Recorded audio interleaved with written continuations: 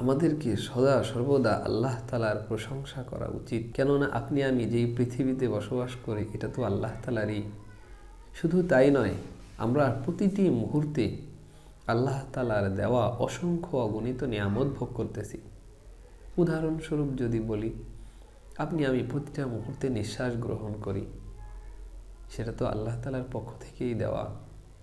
আপনি আমি রিজিক গ্রহণ করি, আমরা যে খাবার খাই এটাও তো আল্লাহ তাআলা আমাদেরকে দিয়েছেন।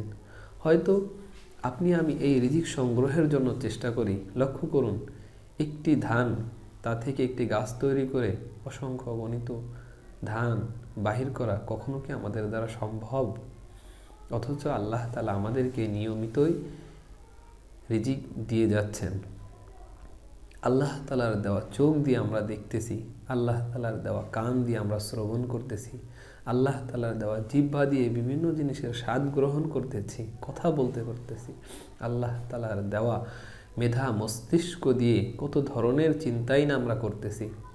অথচ আল্লাহ তাআলা আপনাকে আমাকে শুধু আল্লাহ তাআলার দেখানো পথে সুন্দর সুস্থভাবে চলার জন্য আদেশ করেছেন, যেখানে আল্লাহ তাআলার নিজস্ব কোনো উপকারিতা নেই। বরঞ্চ আপনি আমি যদি আল্লাহ তাআলার দেওয়া দিক নির্দেশনা মতো জীবনযাপন করি, তাহলে আপনি আমি নিজেরাই শান্তিতে থাকতে পারবো, দুনিয়াও শান্তিতে থাকতে পারবো এবং আমাদের জন্য আখিরাতের জীবনও শান্তিদায়ক হয়ে যাবে।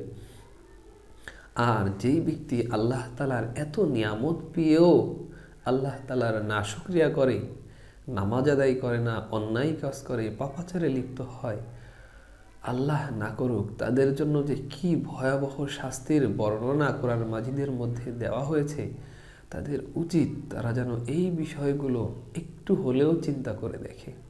আল্লাহ তাআলা আপনাকে আমাকে সর্ব অবস্থায় সমস্ত প্রকার বিপদ আপদ থেকে বাঁচিয়ে সুস্থ সুন্দরভাবে জীবনযাপন করার মতো তৌফিক দান করেন।